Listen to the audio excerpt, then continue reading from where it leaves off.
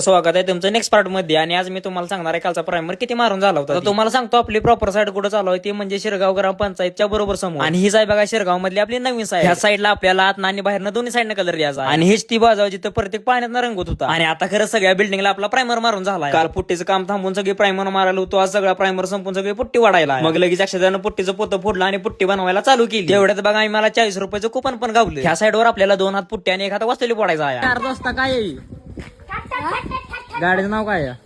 RX100 बघितली आणि मी direct कटिंगला चालू केलं. 2च ठिकाणी कटिंग राहिलं तेवढं मी नाक्षानं पूर्ण केलं. तिथलं कटिंग झाल्यावर सगळ्यांनी पुट्टी वाढायला चालू केलं. आता पुट्टी वाढायचे 1 नाही 2 नाही तर 8 खोल्या पुट्टी वाढायची. आता मी इकडे आलतो ती म्हणजे पुट्टी तयार करायला. मी इकडे पुट्टी तयारच करत होतो तवर परवीन आणि चिक्कू पण आली ती बघा. आता पुट्टी वाढायच्या नियोजन मध्ये 5 जण 2-2 बारड्या पुट्टी तयार करायच्या होत्या. इकडे पुट्टीचे नियोजन लावतोय नाही तर बघा मालकांनी डमडमात वस्तुलीच्या बॅगा पाठवल्या. आता एक झालं नाही तर एक काम आमच्या मागच लागलं. आणि असल्या उन्हात बघा ही सगळे यंगला पचपी खेळायला लागली. मी तेवढा बघा त्यांची मजा बघत निवांत उभा राहिलेलो. तिथनं परत बघा आपण एकदा मी आलो गाण्या साईड वर बघतोय तरी ते गज निवांत उपेट खात बसले. आणि सगळी गँग आमच्या जिथली आहे. आणि तेवढ्याच बघा मला माझा मित्र पण भेटला. आता आम्ही गाणा त्यांच्या साईडवर गेलो ती म्हणजे शेड्या आणायला पण शेडे काय आपल्याला भेटले नाही त्यामुळे माघारी आलो. मग आता कामाचा लयच लोड वाढल्यामुळे सगळ्यांनी पुट्टी वाढायला चालू केलं होतं. आजच्या दिवसात आम्हाला खालच्या मजल्यातला पॅचेस आणि अक्का जेना सिंगला तोडून संपवायचा होता. पुट्टी वाढताना जेना आणि पॅचेस मध्ये जी पुट्टी पडलेली होती तिथली मला स्वच्छता करायची होती. आता लय उशीर झाल्यामुळे ती जगोजण पुट्टी वाढत होती. मी सगळी स्वच्छता करत होती. आता सगळी स्वच्छता पूर्ण झाल्यामुळे चालतं घराला जायचं. आता एवढ्या मोठ्या बंगल्याचं काम फायनल होण्यासाठी किती दिवस लागेल तेवढं मला कमेंट मध्ये नक्की सांगा.